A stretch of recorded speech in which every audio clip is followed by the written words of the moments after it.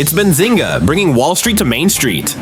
U.S. consumer prices rose 0.3% in June, the sharpest increase since January, according to Reuters.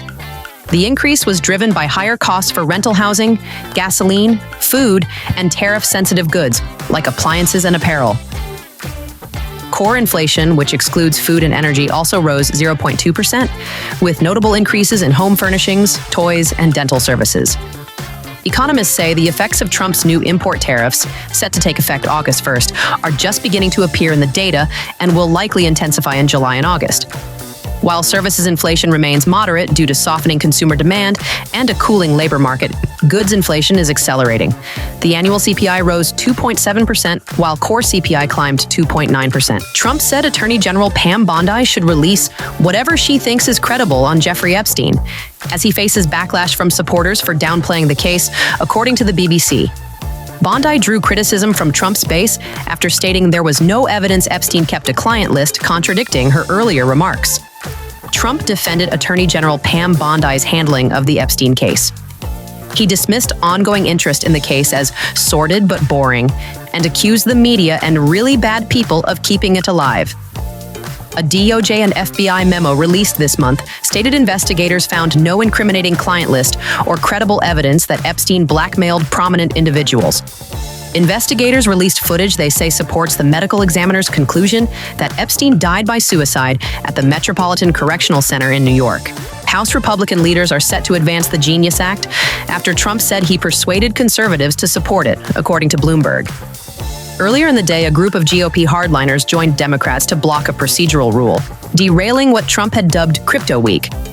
By evening, Trump posted on Truth Social that he had met with 11 of the 12 necessary lawmakers and secured their commitment to vote for the bill Wednesday morning. House Speaker Mike Johnson confirmed the plan and thanked Trump for stepping in. Representative Marjorie Taylor Greene said she wants the stablecoin bill amended to ban the Federal Reserve from issuing a digital currency.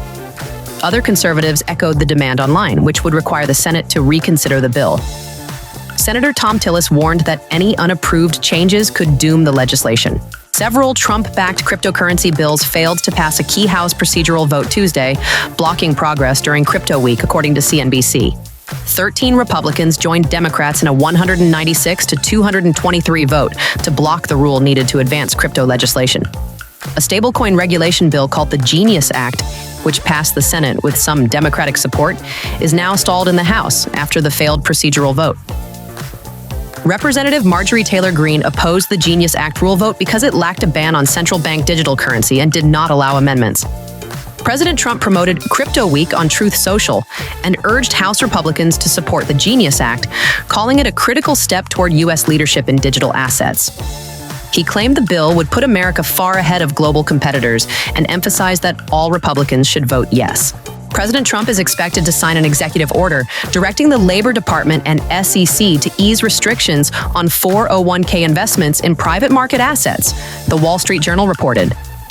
The order is still under review and has not been finalized. If enacted, it could allow major private asset managers like Apollo and Blackstone to access retirement savings from workers without traditional pensions. Private fund managers have pushed the Trump administration to ease rules on retirement plan access, and firms like Apollo and State Street have launched target date funds with private market components. The push to open 401ks to private markets follows rising interest in private investments, especially among the world's wealthiest individuals favoring private credit. Conservative Republicans are breaking with Trump over his handling of the Jeffrey Epstein case, according to NBC News. Trump allies in Congress continued demanding the release of Epstein files after the DOJ and FBI refused further disclosures and Trump downplayed the case. Representative Marjorie Taylor Greene and House Speaker Mike Johnson both said they support having Ghislaine Maxwell testify before Congress, while Repuster Lauren Boebert said a special counsel may be needed. Representative Scott DesJarlais criticized Attorney General Pam Bondi for not pursuing prosecutions of people who committed sex crimes with minors. Trump defended Bondi's handling of the case and denied any wrongdoing, reiterating he was never on Epstein's plane or island. Senate Republicans agreed Tuesday to revise Trump's $9.4 billion Recisions package, according to NBC News. They dropped $400 million in proposed cuts to the PEPFAR HIV/AIDS program in an effort to win enough support ahead of a Friday deadline. The change was made to secure a simple majority in the Senate after several Republicans opposed cuts to the program. Most of the proposed cuts target foreign aid, with $1.1 billion also slashed from the Corporation for Public Broadcasting, which funds PBS and NPR. Some Republicans objected, citing the importance of those stations for rural communities that depend on them for emergency alerts. GOP leaders hope to pass the bill through a fast-track filibuster-proof process, though it's unclear if they have the 51 votes needed. Tesla shares fell Tuesday as investors reacted to leadership instability and growing pressure on the company's autonomous vehicle efforts, according to Benzinga. The departure of Troy Jones, Tesla's North American sales vice president and a 15-year veteran, marked another high-level exit following Elon Musk aide Omeyad Afshar's resignation. A nominee to lead the NHTSA warned regulators must act proactively on self-driving safety, signaling tougher oversight amid mounting criticism of Tesla's full self-driving technology. Tesla recently lost an arbitration case and must pay nearly $18,000 to a customer who argued its FSD system is nowhere near autonomous. Additional scrutiny continues over traffic violations involving Tesla robotaxis in Austin.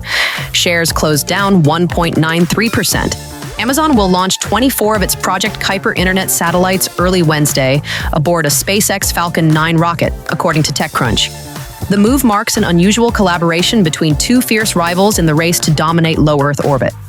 Amazon plans to deploy over 3,200 Kuiper satellites to compete with SpaceX's Starlink, which has about 8,000 satellites currently in service. The two companies struck a 3-launch deal in December 2023 after Amazon faced shareholder backlash for initially excluding SpaceX from launch contracts. Amazon is racing to deploy at least half its initial Kuiper constellation, with a July 2026 FCC deadline looming. Blue Origin's next test flight of its New Glenn rocket is slated for August 15th. Nvidia said Monday it plans to resume sales of its H20 AI chip to China after receiving assurances from the U.S. government that export licenses will be approved, according to CNN. The move follows a White House meeting between CEO Jensen Huang and President Trump and marks a major development in ongoing U.S.-China trade negotiations.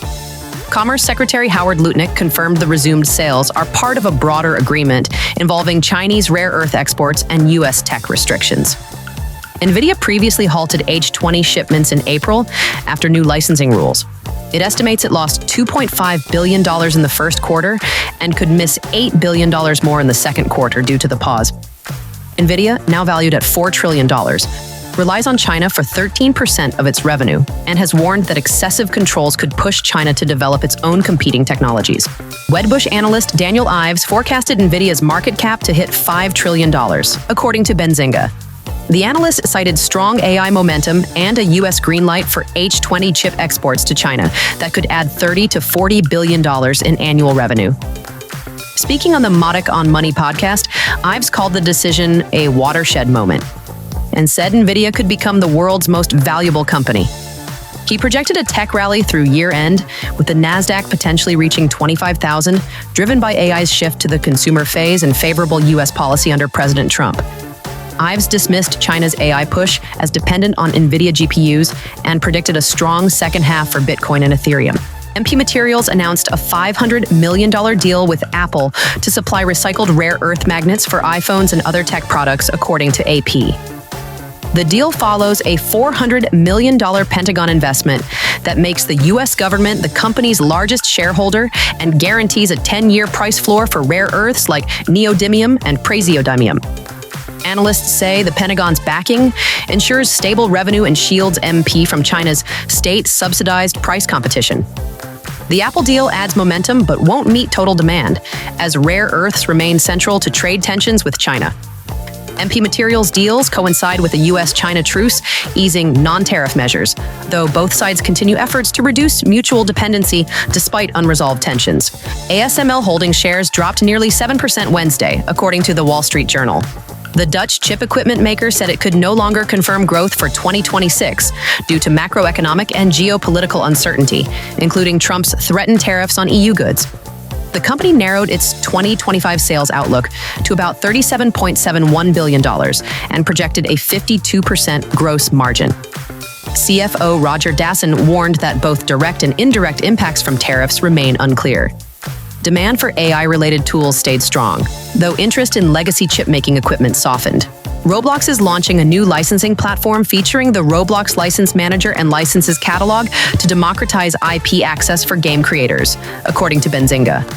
The company said the initiative will transform how intellectual property is managed and used within its ecosystem.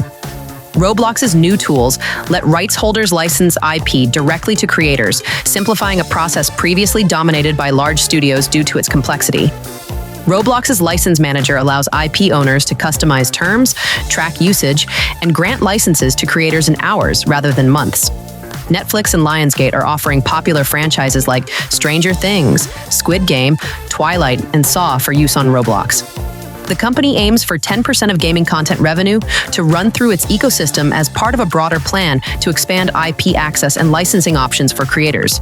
Shares rose 0.61%. For all things money, visit benzinga.com.